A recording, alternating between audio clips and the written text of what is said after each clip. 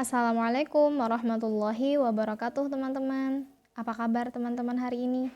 Semoga teman-teman selalu diberikan kesehatan dan selalu dilindungi oleh Allah. Alhamdulillah kita dapat berjumpa kembali dalam sentra bahasa. Nah teman-teman, kali ini tema kita masih sama, yaitu tentang ekosistem dengan subtema terumbu karang dan zona litoral. Nah, apa itu ekosistem terumbu karang? Ekosistem terumbu karang adalah ekosistem bawah laut yang terdiri dari kumpulan binatang karang yang hidup di dasar perairan laut. Nah, terumbu karang ini memiliki warna-warni ya teman-teman. Ada yang warna merah, ada yang warna biru, ada yang warna hijau, ada yang warna ungu, dan masih banyak yang lainnya. Nah, teman-teman, terumbu karang ini memiliki beberapa fungsi. Apa saja fungsinya? Nah, yang pertama, fungsi dari terumbu karang adalah menyediakan persediaan makanan dan obat-obatan bagi manusia masa kini dan masa yang akan datang. Lalu yang kedua, fungsi terumbu karang dapat menyajikan panorama keindahan yang dapat menarik para wisatawan untuk berkunjung. Yang ketiga, sebagai habitat bagi ribuan binatang dan tumbuhan laut. Dan selain itu, ada juga fungsi terumbu karang, yaitu sebagai laboratorium alam untuk penelitian dalam pengembangan ilmu pengetahuan. Nah, jadi fungsinya terumbu karang ini banyak ya teman-teman. Tadi sebagai tempat wisata dan juga bisa sebagai tempat habitat ya bagi flora dan fauna yang hidup di lautan. Nah, selanjutnya kita ke zona litoral. Apa itu ekosistem zona litoral? Nah, ekosistem zona litoral adalah ekosistem yang berada pada wilayah pasang surut air laut. Nah, jadi ketika air laut pasang atau air laut itu naik, maka zona litoralnya itu akan tertutup oleh air laut. Nah, tetapi ketika air laut surut, maka zona litoralnya akan terlihat ya. Nah, itu yang namanya zona litoral, yaitu wilayah pasang surut air laut.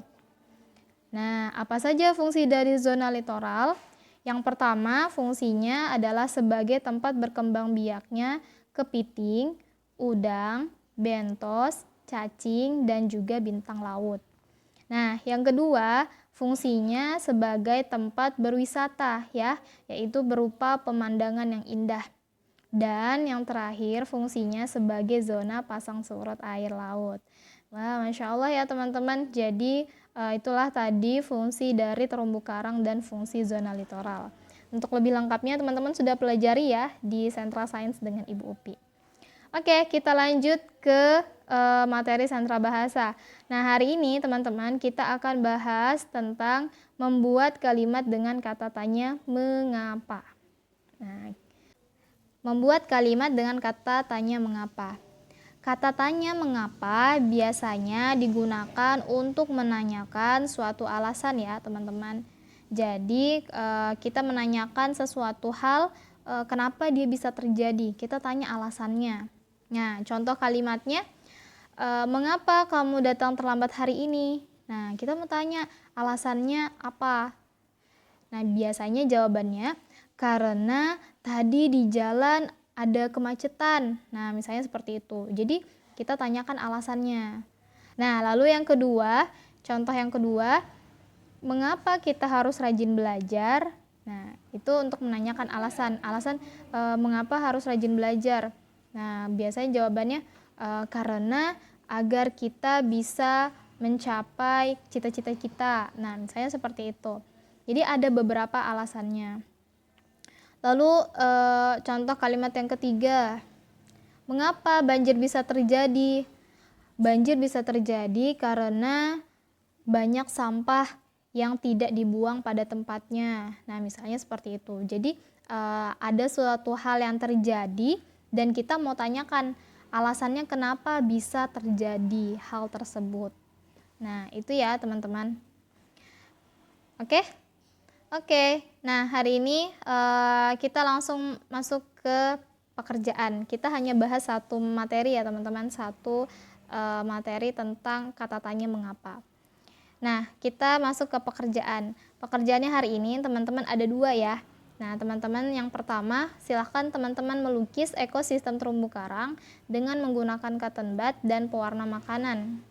Nah, jadi nanti teman-teman boleh melukisnya di kertas buffalo berwarna putih atau di kertas buku gambar ya. Nah, nanti kalau sudah teman-teman selesai melukis, teman-teman tulis nama hewan atau tumbuhan yang ada di gambar teman-teman.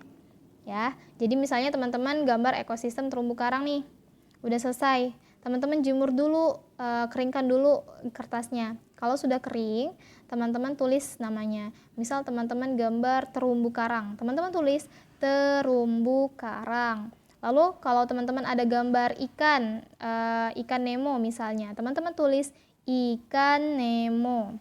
Atau ada gurita, teman-teman gambar, teman-teman tulis namanya gurita.